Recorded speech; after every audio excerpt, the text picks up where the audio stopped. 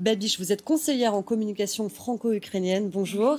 Bonjour Antoine Arjakovski. Bonjour. Vous êtes historien, spécialiste des relations russo-ukrainiennes. Merci à tous les deux d'être avec nous sur France Info. Alors on vient de l'apprendre, Vladimir Poutine vient de s'exprimer à de hauts responsables à Moscou. Poutine qui donc a déclaré avoir échangé avec Donald Trump de la paix en Ukraine sur une base équitable. Poutine qui a d'ailleurs dit aussi que ce sommet était très opportun et très utile. C'est quoi des bases équitables ? Il n'y a pas de base équitable dès lors que c'était complètement déséquilibré. L'Ukraine était absente à Anchorage et les Européens étaient absents. Donc c'est de la propagande. Et je ne crois pas qu'on puisse dire que ça soit le grand retour de la Russie sur la scène internationale. Voilà, il a été à Anchorage, d'accord. Il a été reçu avec un tapis rouge par les Américains, d'accord, et c'est à la honte de l'Amérique. Mais aujourd'hui, les pays de l'OTAN, c'est 33 pays. C'est pas seulement les États-Unis. Et ils sont vent debout contre cette rencontre. Donc je crois qu'il faut raison garder et surtout prendre distance par rapport au discours russe sur cette affaire. Moi, je retiens d'abord la discussion qui a eu lieu aujourd'hui avec Steve Witkoff et les Européens. Donc Steve Witkoff qui était présent à Anchorage, agent immobilier de son État, et qui raconte que finalement ce qui s'est dit à Anchorage, c'est deux choses. Premièrement, que Poutine exige d'avoir les 4 régions en plus de la Crimée et totalement, alors qu'il n'a que 75% par exemple de la région de Donetsk. Et deuxièmement, qu'il souhaite un traité de paix, c'est-à-dire pas simplement un cessez-le-feu, quelque chose qui soit durable ad vitam aeternam, ce qui est juste impensable et impossible du point de vue du droit international. Donc ça, c'est les deux informations qui ont été confirmées par Steve Witkoff aujourd'hui aux Européens. Et l'autre information que je retiens et qui pour moi presque aussi importante que ces deux mauvaises nouvelles, d'une certaine façon, pour l'Ukraine. La bonne nouvelle, pour moi, c'est la confirmation que les Américains sont prêts à participer aux garanties de sécurité pour le jour où il y aura justement une volonté commune des Occidentaux de protéger le ciel ukrainien, de protéger l'Ukraine. Et ça, c'est très important parce qu'on ne l'avait pas tout à l'heure. On a évoqué la rencontre au mois de février. Et ce n'était pas une humiliation, c'était une tentative d'humiliation de Zelensky qui n'a pas marché. Au contraire, il a eu une popularité incroyable, Zelensky, non seulement en Ukraine, mais aussi dans le monde. Et je pense que voilà, ce qui a changé par rapport à cette réunion, c'est qu'à l'époque, les Américains étaient contre tout backstop, tout filet de sécurité qui permettrait aux Européens de protéger le ciel ukrainien. Aujourd'hui, il est favorable. Et donc ça, c'est très important et je pense que c'est de ça dont on va parler demain au niveau européen.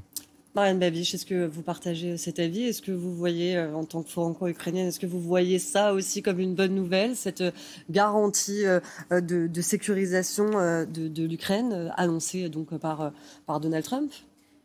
Oui, en quelque sorte, on salue ces efforts, bien sûr, diplomatiques et surtout aussi la réaction de l'Europe, ce qui est très important pour nous, pour l'Ukraine, parce que bien évidemment que l'Ukraine est actuellement dépendante par la présence d'armements occidental en Ukraine pour pouvoir se défendre. Après, bien sûr, tant qu'on n'a pas encore vu ces garanties, on ne peut rien avoir comme réaction claire parce qu'on a déjà une mauvaise expérience avec d'autres garanties qui étaient données par le mémorandum de Budapest en 1994. L'Ukraine a signé le traité de non-prolifération de l'arme nucléaire. En échange, les États-Unis et la Russie, qui étaient les deux signataires aussi de ce mémorandum, devaient garantir à l'Ukraine l'intégrité territoriale, l'indépendance et les réformes. Et au final, on voit que l'Ukraine quand même a été partiellement maintenant envahie et occupée par quelqu'un qui était signé justement pour sa intégralité, ce qui est monstrueux. C'est un risque toujours pour nous d'avoir des garanties juste temporaires et après voir que la Russie, quelques années plus tard, peut se réarmer. Donc c'est pour cela que quand même l'adhésion à l'OTAN reste toujours plus solide pour l'Ukraine. Et ce qui est important aussi, que l'Europe quand même a annoncé le non-veto à Poutine concernant l'adhésion possible de l'Ukraine à l'OTAN et l'adhésion à l'Union européenne. Alors, de l'autre côté, Donald Trump, lui, a rejeté visiblement cette possibilité après son retour à la Maison-Blanche. La Russie, elle, évidemment, s'oppose à toute adhésion de l'Ukraine à l'OTAN, qu'elle présente comme une menace existentielle à sa sécurité. Oui, et en même temps aussi, le président ukrainien Volodymyr Zelensky s'est exprimé plusieurs fois que si jamais c'est une clause importante pour la Russie pour terminer cette guerre, l'Ukraine est prête d'accepter juste les garanties à l'exemple de l'OTAN, mais sans faire partie de l'OTAN. Mais ça doit être des garanties vraiment très, très solides de la part de l'Europe et des États-Unis, parce qu'on parle justement non seulement de la guerre entre la Russie et l'Ukraine, on parle d'une guerre d'une grande ampleur sur le sol européen. Il y a, n'oublions pas, les drones iraniennes, il y a aussi les soldats nord-coréens, il y a des composantes chinoises dans l'armement que la Russie lance sur l'Ukraine, et aussi ça montre actuellement la fragilité de l'ordre mondial. Si on laisse à Poutine, qui est criminel de guerre actuellement et a plusieurs mandats d'arrêt, de légitimer en quelque sorte ses conquêtes sur les territoires occupés, en quelque sorte, on donne aussi le feu vert au dictateur chinois d'envahir plus tard peut-être Taïwan. Donc ça dépend actuellement de l'Europe, de notre force, de notre position claire vis-à-vis de l'Ukraine et de cette guerre. Il faut vraiment qu'on aide l'Ukraine parce que ça influence sur l'avenir mondial. Antoine Arjakovski, justement sur les Européens, quel est leur rôle à jouer? Est-ce que là, ils n'ont pas une carte justement à jouer? On sait qu'il y aura donc une réunion demain. Est-ce que là, ce flou autour de ce sommet, justement, ça leur laisse pas un peu un espace là? Bien sûr, absolument. Il y a une phrase célèbre de Bismarck, le chancelier allemand, qui, à la fin du 19e siècle, avait dit « La diplomatie sans les armes, c'est la musique sans les instruments ». Ça veut dire, demain, la diplomatie européenne doit réellement muscler son discours. Si les Américains ne sont pas parvenus à imposer le cessez-le-feu, c'était le but de la rencontre pour Trump. Il l'avait annoncé avant le résultat. Il n'est pas parvenu, c'est un échec. C'est donc aux Européens de l'imposer, et ils ont des arguments pour ça, et c'est la raison pour laquelle, je pense, rien n'est perdu. C'est la raison pour laquelle Zelensky va à Washington, mais aussi les Européens, normalement, ont été invités pour aller lundi matin à Washington. Les arguments, c'est... Ils ont été invités également ? Moi, j'ai vu que les Européens avaient été invités par Donald Trump. Est-ce qu'ils iront ? Je ne sais pas. Mais toujours est-il qu'ils sont invités. Pourquoi ? Parce que Trump sent qu'il n'a pas été capable d'imposer son cessez-le-feu, qu'il est sous pression. Il parle d'ailleurs d'un accord de paix, maintenant. Il a changé de style linguistique, si je peux dire. Oui, et c'est un peu inquiétant parce qu'il n'y a pas d'accord de paix possible actuellement. Ça voudrait dire qu'on puisse régler la question des réparations, 500 milliards au minimum d'euros pour l'Ukraine, et les Russes ne sont pas prêts à ça. Ça voudrait dire aussi que les 20 000 enfants ukrainiens kidnappés reviennent en Ukraine, les Russes ne sont pas prêts à ça. Donc c'est Poutine qui impose ça, et ça montre la faiblesse de Poutine, parce que ça veut dire qu'il est conscient du crime qu'il a commis. Et comme tout assassin, il veut qu'il n'y ait pas de justice derrière. Il veut imposer ça, que ça soit une annexion non pas de facto, mais de jure. Ce qui est juste impossible, parce que ce serait le chaos du point de vue du droit international. Marianne l'a très bien dit, mais c'est juste impossible aussi pour les Ukrainiens, parce qu'ils perdraient aussi leur souveraineté, et pour les Européens. Donc pour revenir aux Européens, ils ont des armes. Ils ont d'une part cet élément capital, encore une fois, de la possibilité du backstop, du filet de sécurité américain pour leurs propres forces de volontaires, cette force de réassurance dont on parle, et c'était pas gagné encore au mois de février, aujourd'hui c'est gagné. Et d'autre part, ils ont une puissance économique gigantesque. Ils ont des missiles Taurus qui n'ont toujours pas été livrés aux Ukrainiens, c'est le moment de les livrer. Ils ont des Mirage 2000, ils sont capables de sécuriser le ciel ukrainien. Ils ont surtout 300 milliards de dollars dans les banques européennes, qui sont les biens de la banque centrale russe, qui ont été confiés en dépôt et qui ont été pour l'instant gelés, mais le temps est venu de les saisir. Et ça, c'est un argument qui pèse. Ils ont un certain pouvoir. Ils ont un pouvoir, et donc le moment est venu, je crois, pour que les Européens prennent conscience que c'est leur responsabilité d'imposer le cessez-le-feu et de le garantir ensuite. C'est ce que les Ukrainiens attendent, Marianne Babiš, cette fermeté de la part des Européens, qu'ils prennent en effet un peu le pouvoir dans ces échanges, ces négociations. Justement, les Ukrainiens attendent la fermeté, la force, vraiment une position solide, parce que ces derniers temps, on était plutôt en réponse aux demandes ou aux réclamations des Russes. Il faut anticiper, parce que Poutine et les Russes ne comprennent que la force actuellement.